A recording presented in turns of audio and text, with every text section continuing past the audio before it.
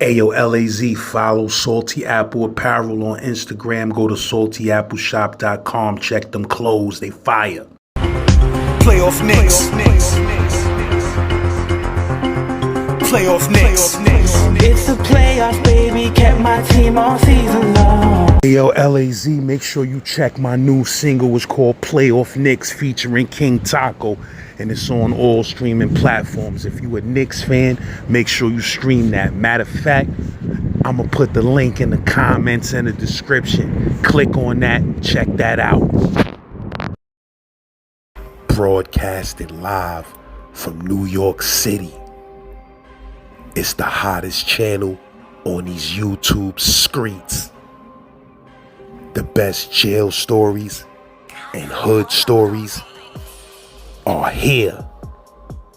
Make sure you subscribe today. LAZ.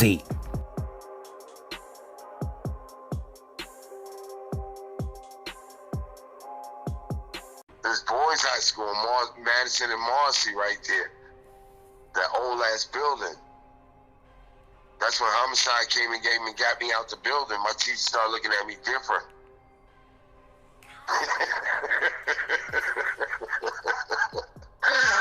My teacher started looking at me different. The homicide came and got me out the building, like wanted to talk to me.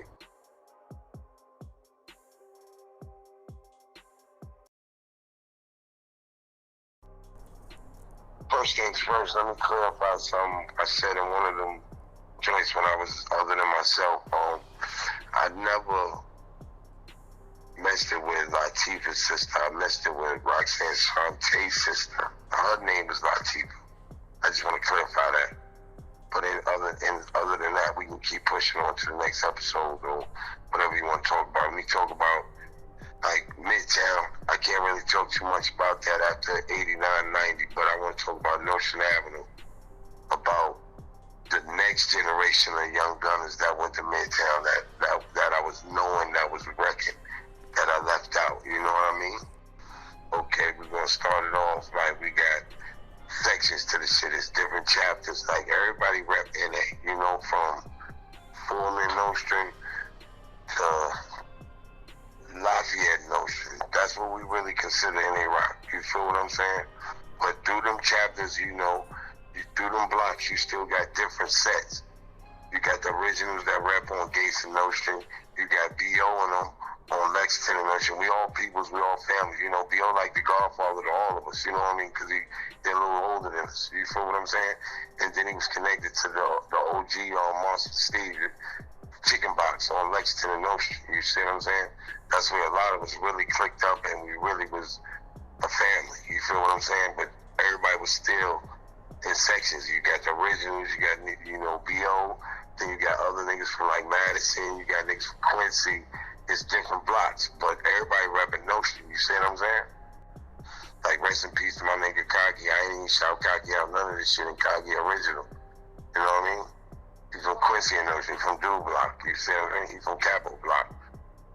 And rest in peace to Craig. He the first nigga that was going out of town that was from my hood. He got killed in D.C. back in the days, you know what I mean? When them Jamaicans was taking over D.C. and shit like that in 86. You see what I'm saying? You said he was down there hustling? Yeah, Lil Craig was the first nigga from my era and my hood that was really going out of town making a difference. You see what I'm saying? He was in D.C. back in the days when D.C. was popping Paradise and all that circle. Dudes that know, you know what I mean? But yeah, he was the first one that went out of town, you know what I mean? And then we got West. He was the first homie from around the way that got killed in a crack spot when we was kids. You see what I'm saying? How old was he? He was like about 18, if I'm not mistaken, 18, 19. He's a little older than us. West is a little older than us. But he was one of the first people, him and Craig. Like when he got killed around the same time Lil D got killed in the Armory from the Eric B. Rakim concert.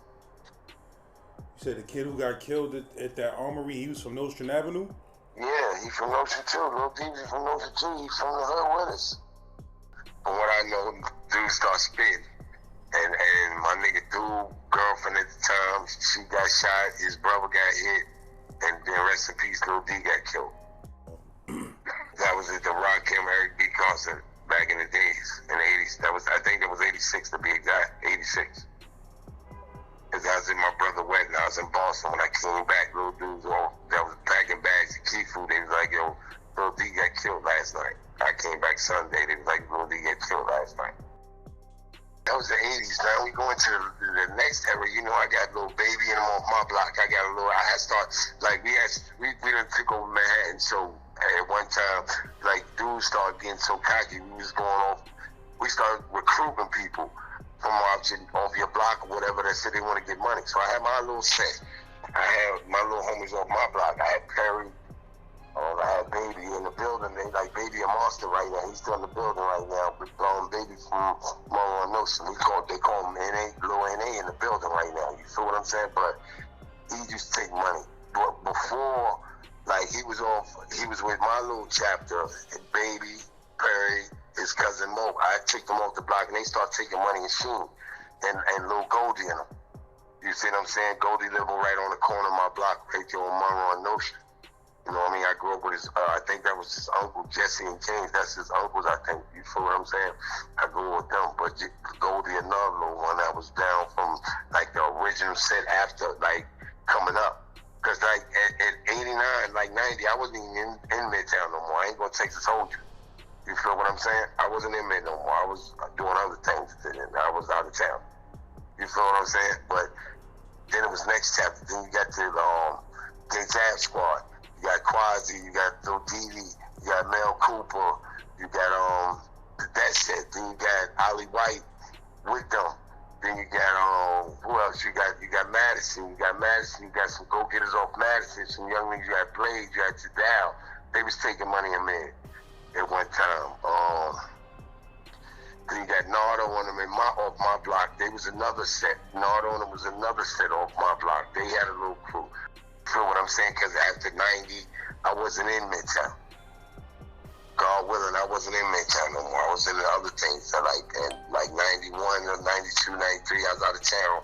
Rest in peace, I was getting money with my nigga Jew-Boy from the fort. We was out in VA getting money together back then. So it was over with. That shit was over with for Midtown for me. I moved on different things. I've been in Connecticut getting money. I've been everywhere. And I left that lifestyle alone at one time. You feel what I'm saying? That digging pockets, I wasn't with that no more. But them stories I can't really reflect on. But I just want to pay homage to like certain things I left out, like Ike and Regina's. That's like a cornerstone of Notion Avenue. Ike and Regina's is like a bar that was on Gates and Notion. They knocked the building down, but that's like a day one spot. Feel what I'm saying? How old was you the first time you ever in your life got your hands on a gun? Right, I'd say about 14, 15. We had 225s. I had 225s. What year Lethal Weapon came out? I don't know, man. Probably like, I know definitely, probably like 86 or something like that. 87. When Lethal Weapon came out, that's when we got us Taurus like rigs. When we let that shit go on, we got us a Taurus. What you mean? You mean Lethal Weapon had some influence on y'all? Yeah, because we had me and my road dog, we had 225s. That's all we had when we was kids. We had 225. But then we got our hands on a Trey Pound 7 from the OGs from the fort. And me and my homie was on some nice shit. We like, man, we not giving this back. And all OGs was like, man, y'all gotta get them the gun back. They keep them. So we gave them the gun back. But that was our first time getting our hands on a long nose 357. But anyway, when the movie Lethal Weapon 1 came out, we was motherfucking going crazy with the motherfucking. We went crazy once we seen the 9 from. We had to have one of those. We had to get one of those. We got one of those. But anyway, then like at one time when Young Guns came out, my nigga, Young Guns. These are the movies that influenced my era. Young Guns, Lethal Weapon 1, Untouchables, Monsters, Scarface. Like, we grew up, like, Once Upon a Time in America, we grew up, like, analyzing, like, wanting to be, like, mob figures in my era. Like, in my era, in my hood, like, my homies, our principles is more like that type of upbringing. You feel what I'm saying? Yeah, like, you know, I got a series that I talk about my life growing up. It's called Kids with Guns. You heard? And it's just about the whole concept of it is, you know, how we was in Brooklyn and we was literally little kids and all we had was a bunch of guns. You feel what I'm saying? And niggas' lives went astray. I ended up facing 25 to life at 16 years old. And a bunch of dudes that was around me ended up going to jail and getting killed and stuff like that. So in that with that concept, I'm always showing the correlation to, you know, the hood and guns. And a lot of people don't, you know, in my era, it was juice that made us go crazy with guns. But you're not the first person that told me. Shout out to the bro Saquon, my bro Sha. When we was up north, he was another dude that told me, yo, bro, in my era, because, you know, son is 3 years older than me. You feel me? He like, yo, that Young Guns movie had niggas losing their minds. And a lot of dudes of this era, they never saw Young Guns, because it's a very old movie, but that shit is crazy. And what's really crazy, if they was really with the shits, and back in the days, my dude, when Untouchables came out, they was downtown watching it in the, what was it, the Metropolitan? Yeah, it was in the Metropolitan, bro. If they was really with the shits in my era, bro, when Untouchables came out, they watched it in the Metropolitan downtown. That's where all the young kids from every hood watched Untouchables when it first came out. We watched it 30 days straight. Hey, that was a ritual. We used to fight for tickets, rest in peace. They used to have us a trip, like it'd be like 5 or 6 of us, Duffield or the Metropolitan. Every night we used to go see Untouchables or Lethal Weapon 1. It was certain shit, like every night. He had niggas, the first liquor we drank was Southern Comfort. The first liquor we drank when we was kids was Southern Comfort, bro. So you know how that'd have a 15, 16-year-old feeling. You feel me? And the movie theaters back in them days in Brooklyn was dangerous. Downtown, definitely. All of them shits, the shit across the street from Erasmus Hall and Flatbush. Yeah. All of them shits was dangerous. That was a throwback movie theater, true. But I mean, for the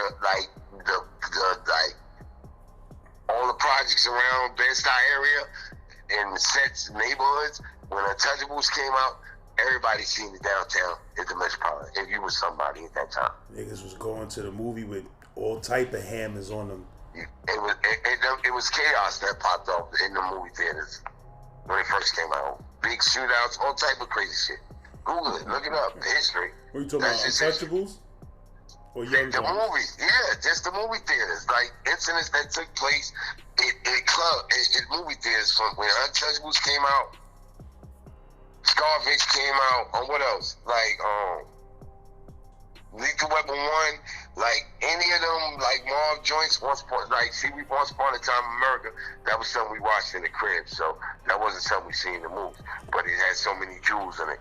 See, the principles of the things now, these dudes, this new generation, it's no principles, it's no parameters, it's no nothing, there's no guidelines, it's no checking, there's no straightening. Like doing it for likes, like the whole thing is like, I'm glad I'm not even in it. I ain't gonna take told you, I ain't even in it. Yeah. I ain't in it no more, but I'm still 100. And I got love everywhere. I'm still 100. I ain't, you know what I mean? Yeah, shout out to my step pops Wayne, man. You heard from Crown Heights. He put me on to that Once Upon a Time in America when I was stupid young. He told that nigga, sat me down. He said, look, I'm about to let you see the greatest mobster movie ever created. Ain't nothing fucking with this. I want you to watch both parts of these shits and absorb the fucking knowledge in these shits. And to this day, I be watching that movie.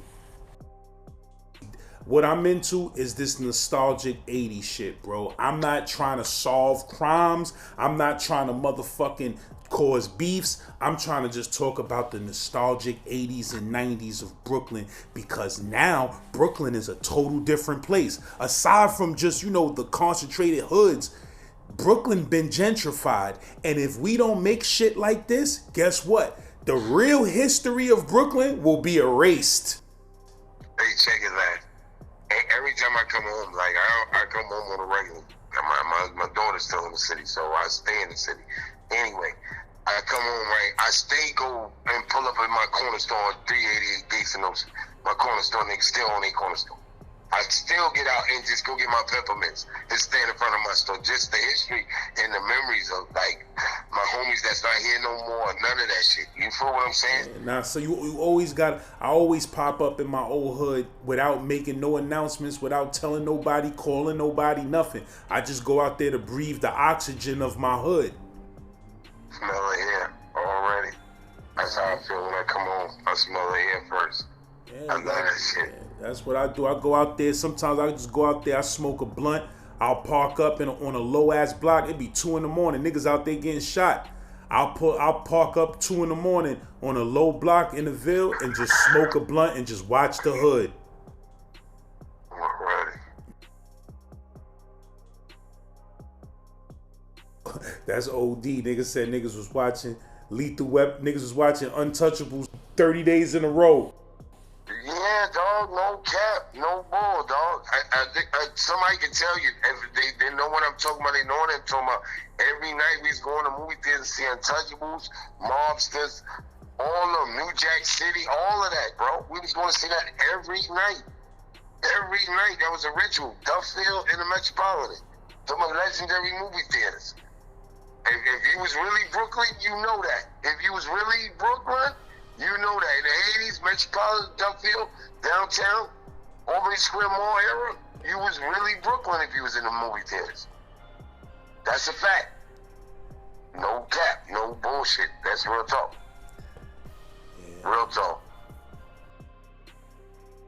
Anytime I think about downtown Brooklyn, I'm thinking about McCory's and that chicken and macaroni and cheese that was sold right in the window. That shit be in the window steaming. You heard? Nah, nigga, you need to get chicken from the chicken box. It's the B.O. and them chicken spot. Monster Steve, they had a chicken spot on Lexington and Ocean. That shit used to have some banging ass chicken. That was the dog pound. We used to hang in that bitch. Like, it was terror dome. So yo, people from your neighborhood and your blocks, what elementary school they mostly went to? If you was from my neighborhood, you either went to PS3. I went to PS3 first, so that's when I lived on Jefferson and Ocean. When I was like 5 or 6. After that, I moved from Jefferson and Ocean to Monroe and Ocean. I went to PS3 first. After PS3, you go to PS305. That's where the 305 tournament is. The preteen class, everybody played them, and he was 12 years old. Like, I played them, was 12 years old. I had niggas crying. I also played with the Monroe All-Stars. You talking about basketball? Yeah, I was nice, my nigga. Hey, listen, my nigga, I ain't capping, yo. I used to play Riverside Church, my nigga. But this would change my life. This would really made me change my life, and I went left instead of right. But it is what it is. I ain't mad about nothing. It is what it is. I was playing with the church. I used to, I was biddies. Me and Kitty Anderson, we was biddies. You had Kenny Smith, Ed Polonies, Ed Daviner. It was me, Kenny Smith, Ed Daviner, and Ed Polonies, right? All of them dudes went to college, my dude. Kenny Anderson went to Georgia Tech. Kenny Smith went to North Carolina. Ed Polonies went to Virginia. Ed Daviner went to Kentucky.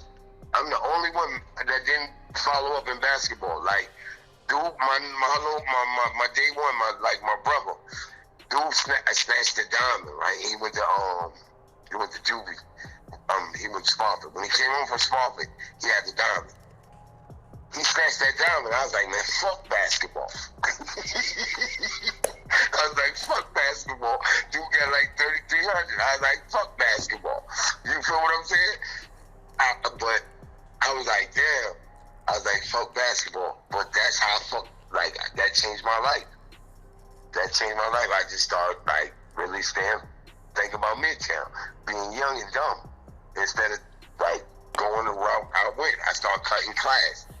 Me cutting class when it was time for us to go to the Hawaii Invitational Tournament in basketball in Hawaii. I failed 2 classes. I couldn't go. That really changed my life. I started digging.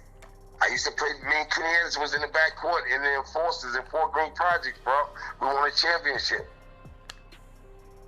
Me and Kenny Anderson. We played for Junior in the wheelchair. Fort Greene know it. I'll tell you, I grew up in the Fort. The Fort loved me. I love the Fort. I got history. I love the Fort. My nigga Jew Boy, rest in peace. That's my day one, my nigga. Ride or die, nigga. I love that nigga. Anyway, my niggas from Clifton and Grand, rest in peace, Rab. Like, I ain't shout him out one time. Rab, day one with me too. Rab is my nigga. Rab, my nigga. Real talk. Rab changed. Like, niggas don't know Rab. Rab changed once he turned Muslim. Like, I remember Rab and them LG niggas had grievances, like, and I was in between. And I'm like, yo, I fuck with both y'all. We ain't doing that. Those my niggas. Like, I'd be around world and Rab might see me. I'm like, ain't nothing jumping. We ain't doing that. Nah. But a lot of shit got changed once everybody turned Muslim. You know what I mean? So it is what it is. But anyway, but like real spit, like shit was like real situation, but real talk. What high school you went to? Hey, listen, I was nice in basketball, my dude. I could have went to George Westinghouse. I was supposed to be go there with Sweet Pea, Lloyd Daniels. He wound up going to the San Antonio Spurs. He a legend in basketball. Tall nigga. He was nice. And rest in peace to Ali Lemon, another little dude from Clifton and Grand. He got killed back in the days by mistake playing with guns around people. You know what I mean? I ain't even speak on it, but people that know. He was nice. If he had been here, he would have went to the league. He was nice. He went to 258 with me, the 8-ball, the Terradome. Junior high school 258 on Macon and Marcy. You feel me? That was like baby Rikers Island. That was baby C-74 for us, getting ready to go to high school. Real talk, that's what it really was. You know, freshmen getting squeezed. You know how junior high school, 7th, 8th grade was back in the days. Freshmen getting sweet, bus passes, train passes. We pressing them, lunch passes. That's regular, you know, pressing in that era of school was, you know. Shit like that. What type of garments was out when you was in junior high? Oh man, we was wearing silk and shit, man. We was wearing silk shirts and, you know, those New Balance 1300s. Our school teachers was wearing them. Them shits was $200. Our teacher was asking us like, yo, where y'all get them from? Your mom's bought them? We like, nah, we bought them. He like, yo, these sneakers $200. We like, we know. What the fuck? Our school teachers like, yo, these sneakers $200. We like, we know. I know, I bought them. My moms ain't about these. We was decent little fly niggas growing up. Yeah, that shit. We wasn't really with that mature. That shit. We'd blow money. Before that other shit, we was just blowing money. The money we could make money today and by tomorrow morning we dead broke, shooting dice, all type of that shit. But it was growing up. That's learning experience. You feel me? That was just living life. But anyway. So you said you went to what high school? I wind up going. I could have went to George West. Pardon me for getting away from that. I could have went to George Westinghouse High School, Sweet Pea, Lloyd Daniels, and I think Buck Salmons. And the boy, Black, something from Gowanus or something. I think Black something, Black dude. But anyway, I wound up going to. I failed 2 classes in the 8-ball, fucking all. Failed 2 classes, so I had to stay back in the 8-ball to January to shit switch over. I wound up going to Boys and Girls High School, BGH. You know, that's what, like, my game was kind of, I don't know, pro Dwayne Washington. I grew up under him, handling that rock. Like, it was kind of hard to take that ball from us, you know, being from Gates and Ocean, representing the rock. You're not taking that from me. You see what I'm saying? So that was part of my DNA, handling that rock. So I was kind of nice. I wasn't no scoring 50 nigga. I was just the type of nigga to cross you up, throw a pretty pass, had a crowd going crazy. That would turn me on it when I was younger. I ain't gonna Texas hold you. That's what turned me on. But anyway, I wound up going to Boys and Girls High School, playing ball, fucking off boys and girls. And like I got to the 11th grade and stopped going to Boys and Girls House. I was out of town. So it was over with. I got a GED. I wound up getting a GED, and rest is history. But I could have been nice in basketball. I could have went to the league in basketball, real talk. And my nigga dude, he was nice. He played with me and Kenny Anderson too. He used to bust Kenny Anderson ass, real talk. Kenny got nice when he went to Georgia Tech. He got super nice. I remember, I'm gonna tell you some real fly shit, yo. I be twisted. You seen my last interviews. I was twisted. This back in the day shit. I'm gonna tell you some real shit. Spinderella had a club, my nigga. Whoever did this to me, if they still alive or whatever, I never did nothing to them or ran into them or know who it was. But I was twisted, right? I was in Spinderella Club. Kenny Anderson's wife at the time. She opened a bar. We was I think it was in the village, Manhattan, something. I'm running around the city thinking I'm untouchable, whatever the case, on my shit. I'm in the club, I'm running to Kenny, man, I'm chopping it up, bugging, I'm be drinking. I leave out the club, I see some chicks that I fuck with, this, that, and the third, wow. I'm hollering at a shorty.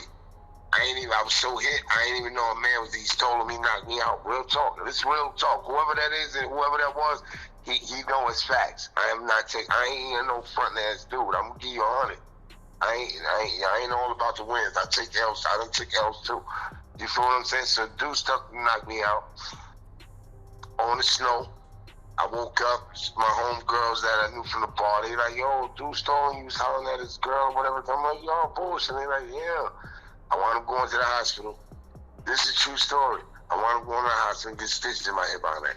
That was me doing some nut shit, being too loose. And from that day forth, I never was too loose. I never got too loose out in the public. I might do that inside, but I never did that outside after that. That's a real story to whoever did that to me. You said you was over hollering at his girl in the spot? After leaving, leaving out the club. I ain't even recognize it. I ain't even know it. I woke up sitting on some snow, my nigga. I ain't gonna take this hold you. I was sitting on some snow. Some shorties that I knew from Clinton, from up the hill on Washington. They took me to the hospital and everything, held me down. Day one homies, I know some girls, I know some ladies, I know. Said I was too loose. And that's what I got for being too loose. Shit, anybody could get, that shit could happen to anybody that gets stole off from the blind side. Yeah, getting too loose, being too loose. That's all, but that's growing up shit. Like, you live and you learn, my dude. I've been doing a lot of shit growing up in the hood, but it is what it is. I love everybody I've been through the shit I've been with, you know what I mean? Had forever bonds and had forever bonds and relationships with dudes. You feel what I'm saying? What type of dude was Kenny Anderson off the court though? Like, he was a good dude or? He was a quiet dude. He was laid back. He wasn't too, he only, speak when spoken to type character. I got another dude from my hood. That's a dude from another era under me, but he grew up in that era of digging pockets. At one time, he was doing his numbers. He wound up going to the NBA and everything. His name was Jamel Tinsley. He was nice. I remember when it wasn't even thinking about going to play ball. I used to call him Baby AI in the hood. I used to call him Baby AI. He was nice before he went to college or any of that shit. I used to call him Baby AI. When AI was a rookie in the NBA, I used to call him Baby AI. I remember that shit. Who else was mad nice in Boys and Girls, not to cut you off? We had some nice dudes, man. My nigga Wes Hubbard, man, from Lexington, man. Dow Pilgrim, they was nice. Dow Tunstall, they was nice, man. Well, Wes Hubbard got offered, I think, to go to Louisville. He was my homeboy, you know what I mean? We grew up right up under Pearl, so like when we was like freshmen, Pearl was leaving. He was a senior. When we was coming in, he was leaving, going to Syracuse. I ain't really, I can't really remember too many ball dudes. Who was in that? Who else was in that school? Like, who was running that school when you got up in there? Oh shit, man. It was adolescents at war, man. Boys and Girls High School, my dude. That era. That's the old boy. That's not where Boys and Girls was in a different place, right? No, that's the one on 4th Street, bro, in Utica. That was the full building, bro. Everybody in there. We got Albany Projects. You got Freeboy. You got everybody there, dog. You got Fort Greene. Like, Jew and them came there and everything. Everybody went to that school, dog. That school was in Terradome. You had every project in it from all over Freeboy, Roosevelt, Sun, all of them, Tompkins, all of them was going to Roosevelt. I mean, the Boys and Girls High School at one time, yo. It started. At one time that I remember, there used to be school fights, like lunchroom fights, all type of shit going up in high school, man. All type of shit's going up.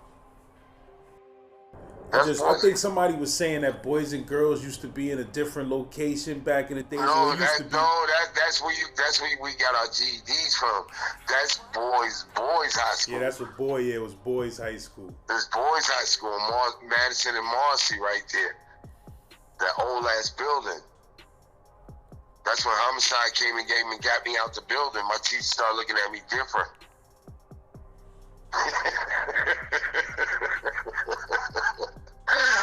My teacher started looking at me different. Homicide came and got me out the building, like, wanted to talk to me.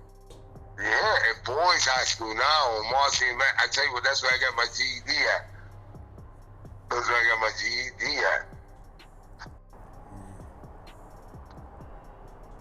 Yeah, man. So what that was like, though, man? Boys and Girls High School back in the '80s. Like, it was like, different. Every day was an adventure, my dude. You know, you got every different set in there. You got every other project in there. You got the 5 niggas from Albany over there. You got everybody. You got Saratoga, niggas up the hill. You got everybody in there. You got Kingsborough. Like, shit was real. That shit was telling, though. Like, folk building. You got everybody in there. That's the thing about Notion. Like, you got so many celebrities from those for different reasons. You feel what I'm saying? You got niggas that turn celebrity from being in the building, standing on 10 toes, getting it in. You got the dudes from the streets showing love, getting it in. It was just, and Notion Ave is a fabulous place growing up. You like, there's so many different eras, there's so many different sets of love in the hood. Like, it's amazing, but like, you gotta really just gotta hear everybody's version, like, to get it. Like, it's history that I don't know if it ever be repeated for real. I don't think that should ever be repeated. Real talk. Shit's different now, so you know. I mean, and they still rapping. We got my nigga Names, you know, he regulating, you know, he's showing up, repping the set, you know, holding it down.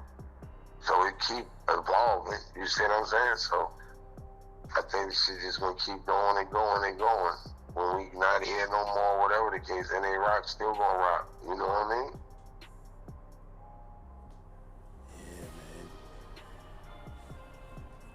Who was the first dude on Nostrand Avenue that you could remember having some crazy brolic jewels on? I ain't gonna front them niggas from Quincy and Marcy, man. Shocking them niggas, man. Them niggas they was happy. I ain't gonna take you, told you growing up. In my hood, Chaka, Mayme, and them niggas, man, Prima them, man, rest in peace, Lil Just. Them niggas used to do their thing, man. They was happy, man.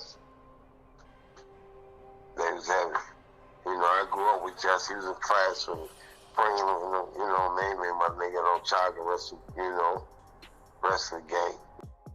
Shit is just like classic, man. That nigga don't even understand, like, clubs, everything was different, man.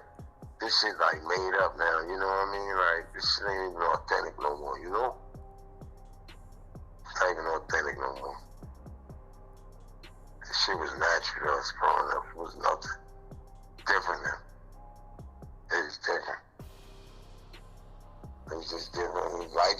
Because, you know, life evolves and it is what it is, you know. You live and you learn, it is what it is.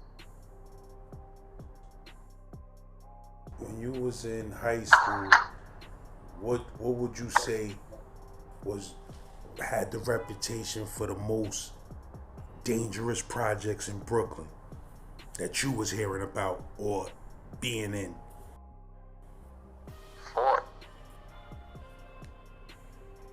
Fort, you know, he had the front side and the far side. It was different in the Fort. Like, Farragut and shit got busy too, but Fort was just different. Like, if you ain't had love in the Fort, you wasn't just going through the Fort, like, you know, going to see nobody. Or what's the name? I can't forget about, it was one of them buildings in the pink houses, the last building in pink houses by TSS. That shit, I don't know if TSS over there, I forgot. The Caveman building, yeah. The Caveman building. I heard about that over there. My brother used to live in that building in front of it. Caveman building. But they said that was but Fort Greene, far as going through, was like one of the most toughest, I would say, me per se. Like Marcy's, Tompkins, Roosevelt, yeah, they was rough in them neighborhoods too, going through them projects. A hot night, but really Fort to me was the kind of deal, because you got the front side and then you got the far side. It's like you walking through two projects in one project. So it was kind of different. It was a little different.